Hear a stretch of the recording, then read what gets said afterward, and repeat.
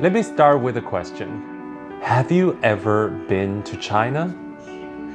What comes to your mind when you think of China? Beijing? The Great Wall? Or the Kung Fu Panda? Then what about Chengdu? Have you ever heard of Chengdu? Let me show you on this map. Chengdu is one of the biggest cities in southwest China. It's the capital of Sichuan province and home to over 16 million people. You know who else is home to? The giant panda. Whew. Chengdu is also famous for its spicy food and relaxed atmosphere. It's been my home for over 30 years and I love it here. 谢谢. Hey, I'm Kun, and I invite you to join me on these virtual walks where I show you around my city and hopefully I could learn something new for myself.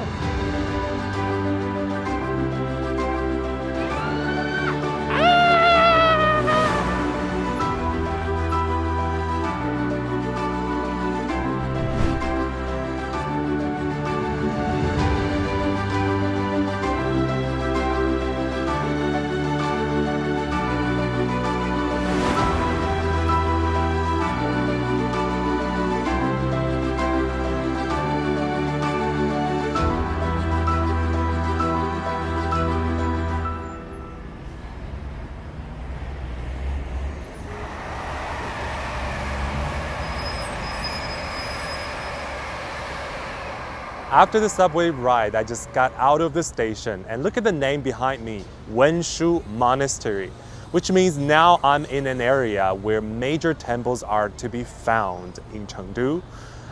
The reason I came here today is I have a huge favor to ask, and I believe that the Buddha will hear my wishes and make my wishes come true.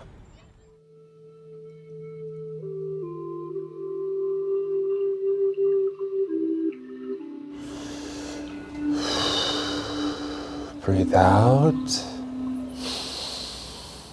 Breathe in. Well, I know I shouldn't speak, but it just feels so quiet and peaceful in here.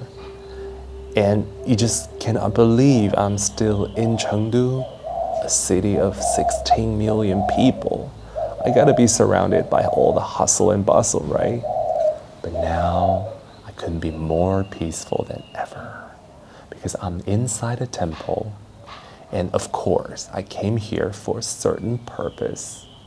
Honestly, I have an important meeting coming up next week, and it's a critical moment in my career, and I'll be very likely promoted if I did it great.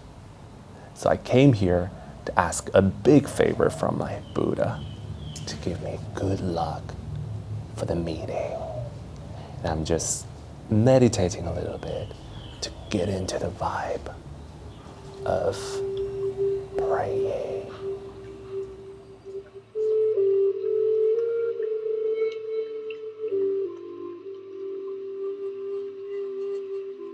The temple I just visited is a 1,800-year-old Taoist temple.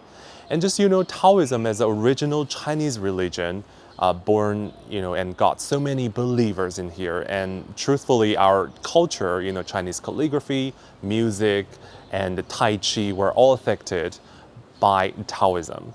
But it doesn't mean that Buddhism has no followers. In fact, these two religions coexist so well in China that they share the same space. Like this one I visited, and just next door will be Wenshu Monastery, another great significant Buddhist place that I cannot wait to go and visit.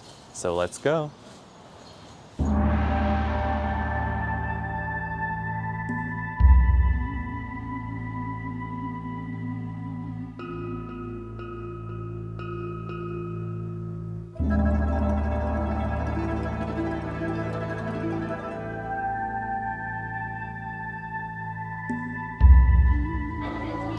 Well, I am officially inside Wenshu Monastery now.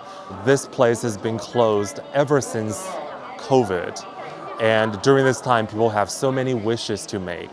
Wishes for their good health, for the good of their family, but also for, the success in their careers, just like me, right? And another important reason is today is actually the birth date of Sakai Muni, the great founder of Buddhism. So I'm joined by lots of believers, followers of Buddhism. And now I'm going to join the line to burn my incense and make my wishes come true.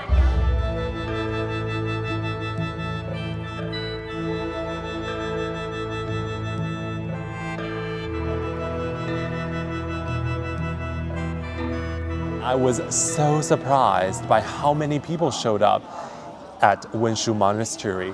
Compared to the quiet little Taoist place we visited earlier, this is a big contrast, especially noticing how many younger people it has attracted, which explains that Chinese Buddhism is obviously more popular among young people than Chinese Taoism. In addition to these religious differences, I'm sure Chengdu has a lot more to offer, in particular in its community differences.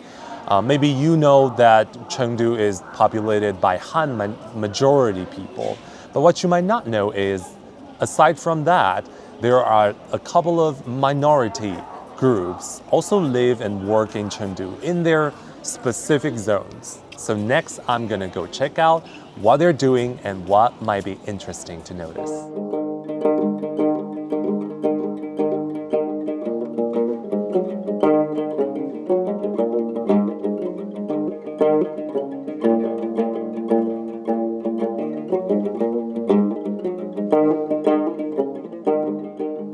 Welcome to Tibet.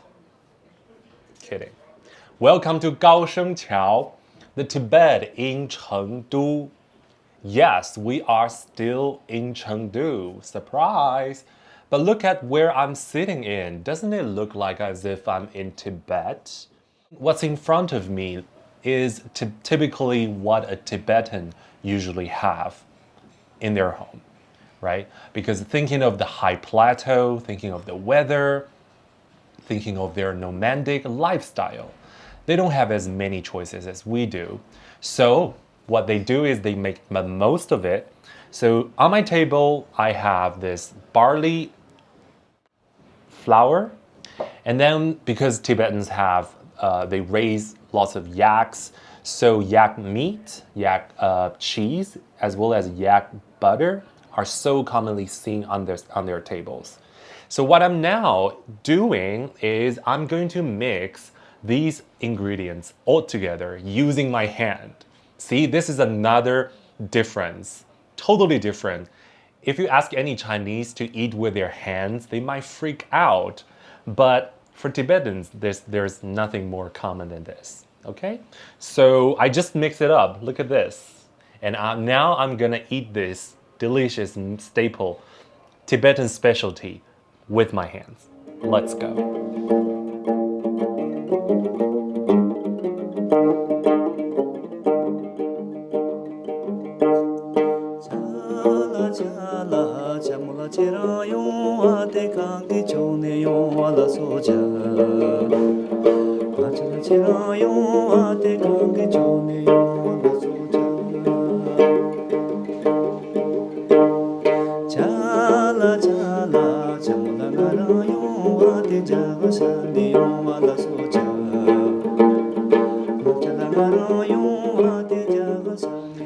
See, Chengdu is such a diverse city. Not only you see the very typical Chinese style of streets, but also maybe around a corner you turn and you walk into a Tibetan area.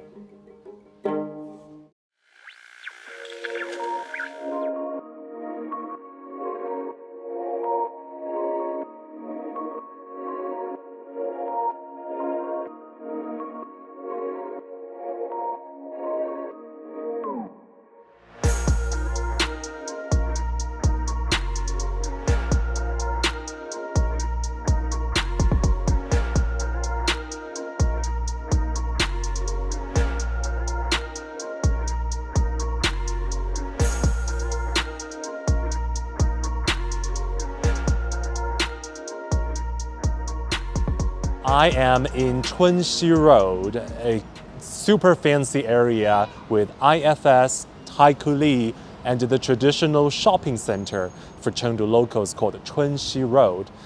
If what we have visited this morning and this afternoon are so-called the traditional and the ancient side of Chengdu, for the rest of the day, I decided to spend in the beating heart of Chengdu, the present and the future of this city.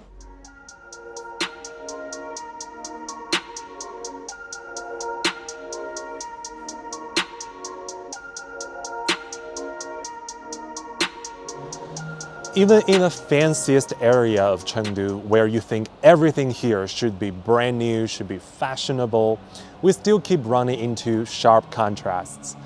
Here I am in front of a 200-year-old building as a sign of a great war once broke out in recent history of Sichuan, which caused the population here decreased a lot.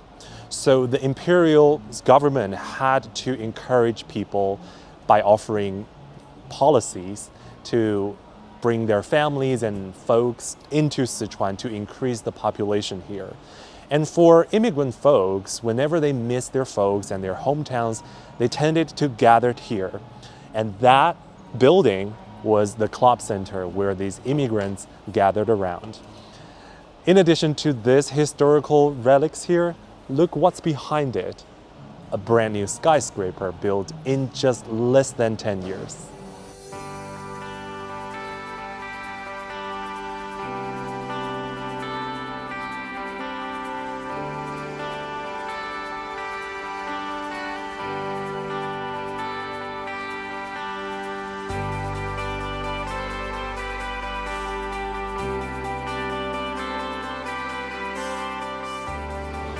So here I am sitting at one of my favorite spots here in Taikoo Li, my people watching point, which means I can sit here and watch people here walk and go and checking out their attitudes towards fashion and checking out their, different lives.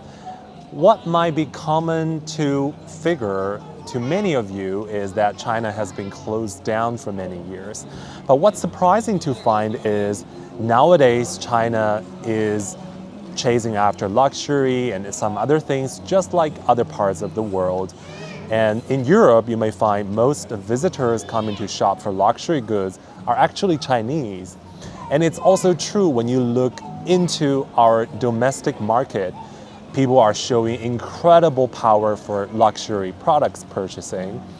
And also Chengdu is known among one of the top markets for luxury shopping. No wonder whenever you come here in Taikoo Li area, you always can find the latest new arrivals and the fanciest shopping lifestyles here. And that is Chengdu for you, where traditional meets modernity, a city full of contrasts. On that note, thanks for joining me and see you next time.